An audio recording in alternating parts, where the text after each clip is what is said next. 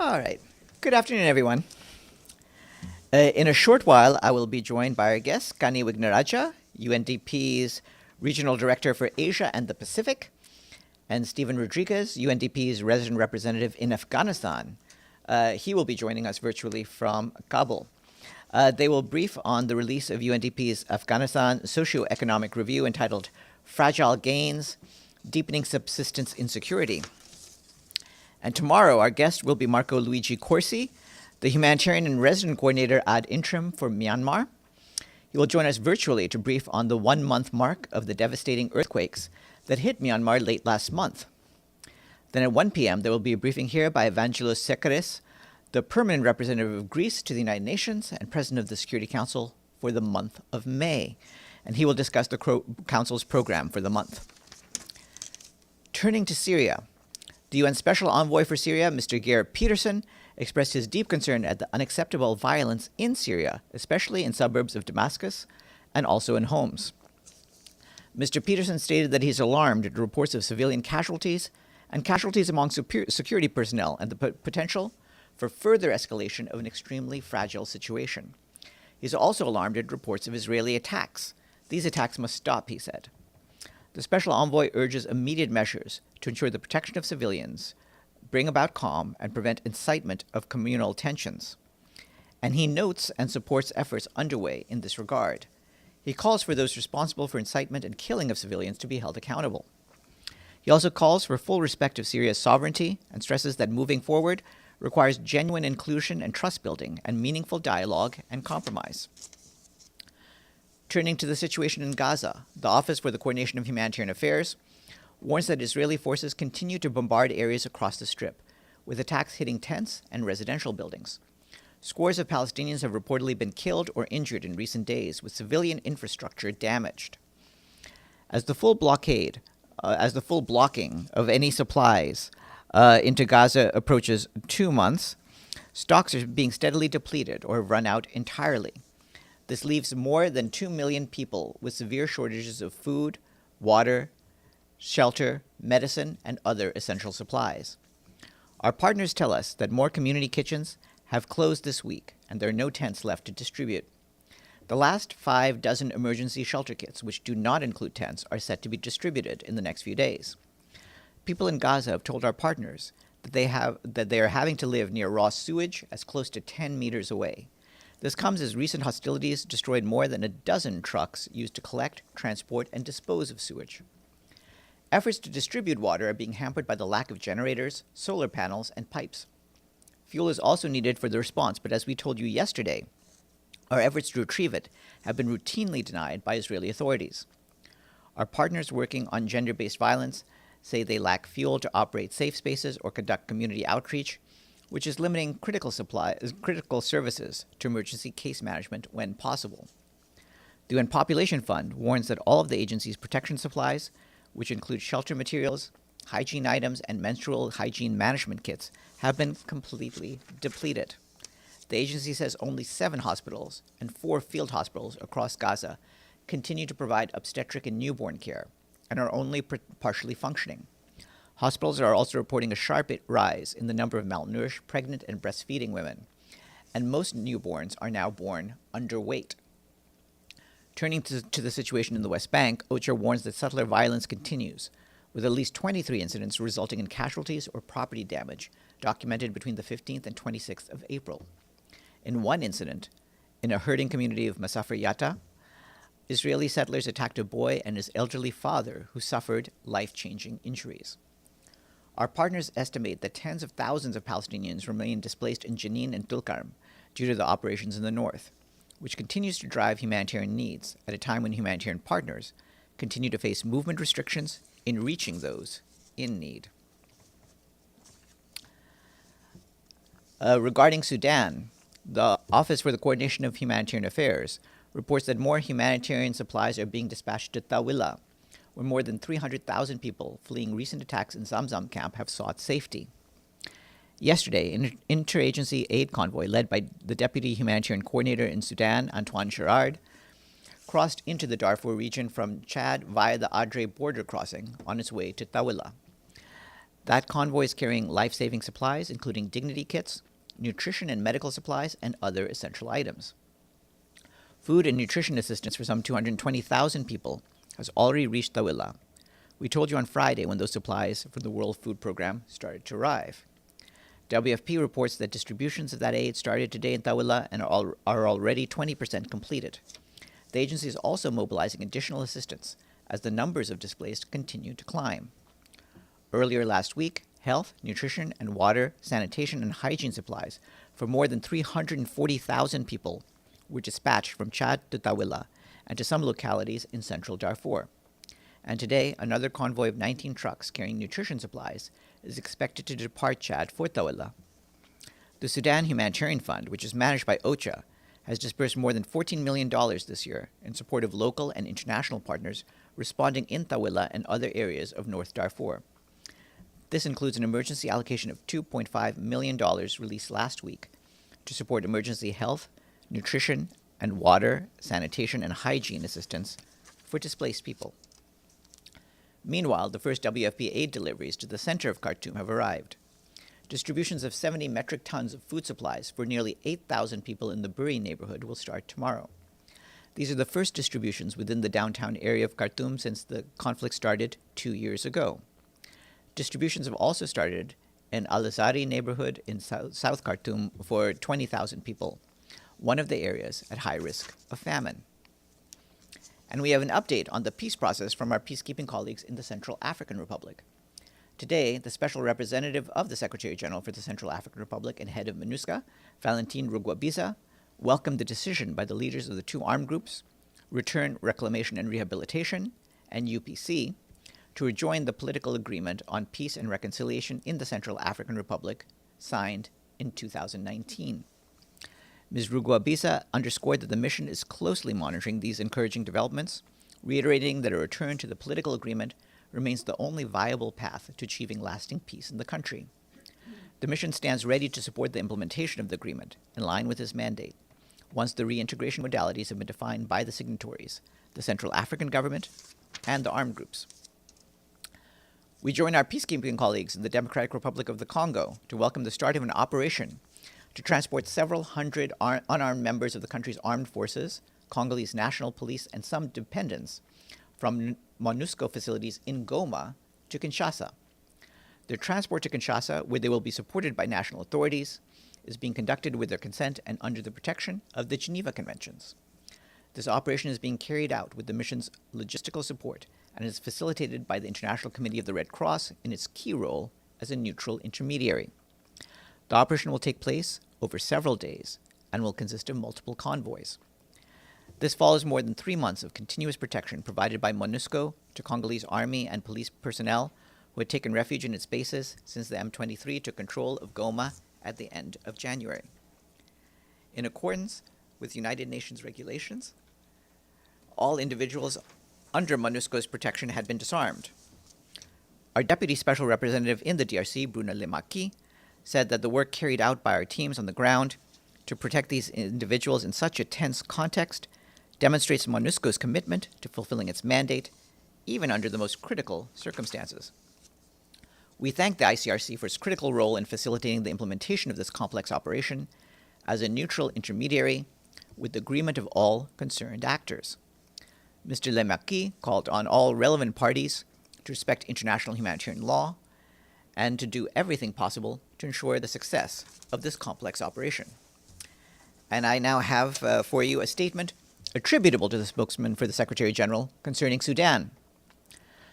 The Secretary General is appalled by the increasingly catastrophic situation in Sudan's North Darfur state as deadly attacks continue on its capital, El Fasher, which comes just 2 weeks after an assault on the famine-stricken Zamzam and Abu Shuk displacement camps, which reportedly killed hundreds of civilians, including humanitarian workers.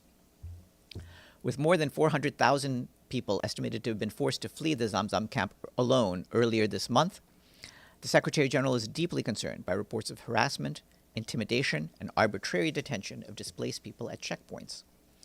Despite continuing insecurity and severe funding shortfalls, the UN and its humanitarian partners are doing what they can to urgently scale up emergency support in the Tawala area of North Darfur, which is hosting a majority of those displaced from Zamzam. And we just mentioned what we were doing in Tawala just a few minutes ago. The Secretary General stresses that the scale of needs is overwhelming, with reports of desperate people, mostly women and children, crossing the border into Chad in search of safety and assistance. Violence against civilians also continues in other parts of Sudan, with reports of mass killings in Omdurman and Khartoum state in recent days. With the conflict now in its third year and increasingly destabilizing the broader region, the Secretary General reiterates his call for the facilitation of safe and unhindered humanitarian access to all areas of need by all necessary routes, as well as for the protection of civilians, in line with the parties' clear obligations under international humanitarian law. Perpetrators of serious violations must be held accountable. The Secretary General renews his call for an immediate cessation of hostilities and urges the international community to act with urgency to help bring an end to the relentless suffering and destruction. Turning to Afghanistan, the Undersecretary General for Humanitarian Affairs, Tom Fletcher, was in Kunduz today, where he met the de facto provincial governor, Mohammad Khan Dawat. There he also saw how we, along with our humanitarian partners on the ground, continue to deliver to people in need, including to a growing number of returnees. At a clinic providing vaccinations, maternal care, and nutrition support, Mr. Fletcher spoke with women health workers about how access to critical care is shrinking as resources dry up and force other health providers to shut down. Staff told him of pregnant women losing their babies because of the huge distance and expense required to reach health services. The Undersecretary General also heard how funding cuts are crippling life-saving mine action work in Afghanistan. Landmines kill or injure 55 people every month on average in the country, 80% of them children, often hurt while playing or going to school. Turning to Ukraine, our colleagues at the Office for the Coordination of Humanitarian Affairs tell us that last night, Kharkiv and Dnipro, Ukraine's second and fourth largest cities, suffered multiple drone strikes. According to authorities, there were several people injured in Kharkiv, including children. There were also casualties in Dnipro. The attacks also damaged 2 health facilities and residential buildings in both cities. This is according to the authorities and our partners on the ground. We, along with partners, provided first aid, psychological support, and emergency shelter kits and other vital supplies, complementing the efforts of the first responders. Meanwhile, authorities said hostilities along the front line also resulted in civilian casualties and destruction in the regions of Donetsk, Kherson, Kharkiv, Mykolaiv, Sumy, and Zaporizhia. Aid organizations facilitated the evacuations of the most vulnerable people, including people with limited mobility and families with children, from high-risk areas in the regions of Donetsk, Dnipro, and Kharkiv to safer parts of Ukraine. They are providing transport support and helping secure accommodation in hosting communities. Today, 2 humanitarian convoys facilitated by the UN and our partners delivered 12 metric tons of medical, hygiene, and other critical supplies to the residents of 2 frontline communities in the Kherson and Zaporizhia regions. We have an update from the World Food Programme in Haiti. Our colleagues tell us that so far this year, they've reached over 1.3 million people in the country. More than 750,000 hot meals have been provided to more than 110,000 recently displaced people. They've also provided cash assistance, support to prevent malnutrition among children, as well as school meals. WFP has also been able to distribute rations to hard-hit communities in Cité-Soleil, Lower Delmas, and La Saline. You will recall that according to the most recent IPC analysis published earlier this month, more than 5.7 million people, over half the population, face acute food insecurity. WFP is urgently calling on donors to help sustain its operations in the country. The agency requires $53.7 million to sustain life-saving food and nutrition assistance for the next 6 months. And I want to flag a new report by human rights colleagues in Haiti. During the first quarter of 2025, the human rights situation in Haiti remained extremely worrying, marked by mass crimes, kidnappings, and sexual violence. According to the report, between the 1st of January and the end of March, at least 1,617 people were killed and 580 injured in violence involving gangs, self-defense groups, and members of the population, as well as in operations carried out by security forces. At the same time, at least 161 kidnappings for ransom were documented, with 63% of them taking place in the Artibonite department. Our human rights colleagues say the first quarter was marked by the intensification of the activities of criminal groups to expand their territorial influence in the metropolitan area of Port-au-Prince and its surroundings. The full report is available online. We have a senior personnel announcement. Today, the Secretary General announced that he has invited his Special Advisor on Reforms, Jens Wandel of Denmark, to also act as an advisor on the UN 80 initiative, reporting to the Secretary General through Undersecretary General for Policy Guy Ryder. This will ensure complementarity between the ongoing reform streams and the UN 80 initiative. And today's International Jazz Day. This day reminds us that music, including jazz music, has the power to transcend borders, foster dialogue, and spark joy and hope. And last, we have a quiz for you today on 3 countries. First country is the furthest landlocked country from any ocean. Any guesses? Nothing. Okay, Kyrgyzstan. The next country is the 4th smallest landlocked country at only 468 square kilometers and is the only country with Catalan as its official language. Oh, you guys aren't trying today. It's Andorra. Ah, good. So someone said Andorra. Okay, finally, this next country is transcontinental since it lies in both Africa and Asia. That's an easy one. Egypt. All right, we say thank you to our friends in Bishkek, Andorra la Vella, and Cairo for their full payments to the regular budget. The payments from Kyrgyzstan, Andorra, and Egypt brings the number of fully paid up member states to 101. So, any questions for me before we turn to our guests? Okay, Sinan? Thank you, Farhan. You mentioned that the latest clashes in Syria. I saw a footage. I don't know. I just want to confirm. There was a car driving to where was the clashes happening, and I saw the UN sign on this car. Can you please tell us who are they? Who are they representing? I mean, I know that it looks like a UN car, but are they like peacekeeping mission? Who are they? Can you tell us? Thank you. I can't speak to a video. What I do know from our colleagues is that we have not had any reports of any injuries to our colleagues or any damage to our facilities. So as far as I'm aware, the UN has not been harmed.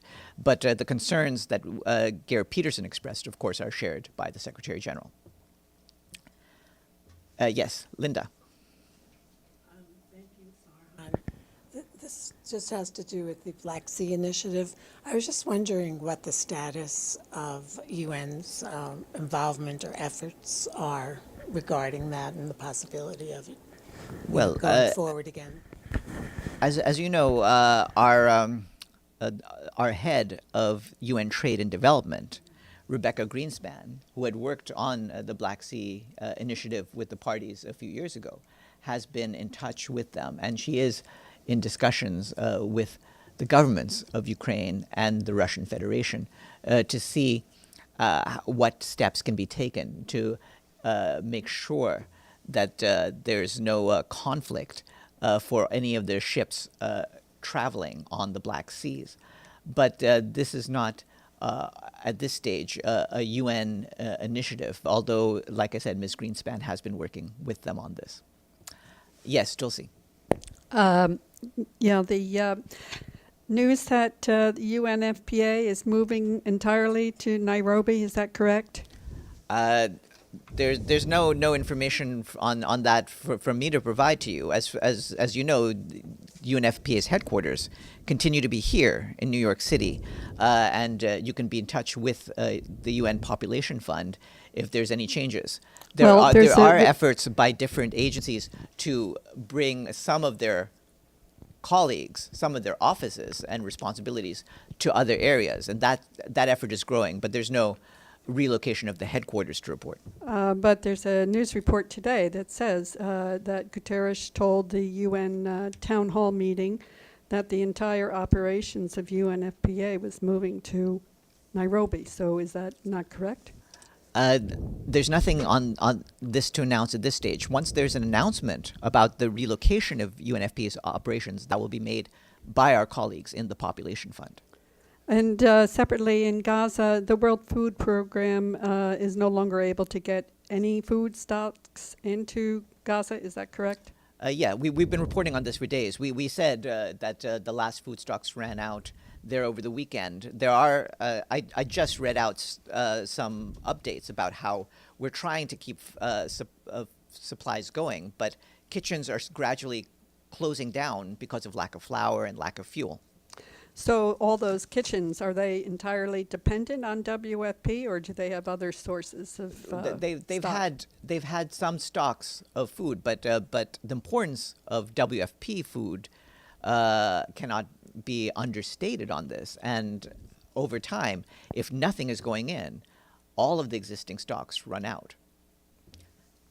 And with that, let me turn now to our guests. Hold on just one second.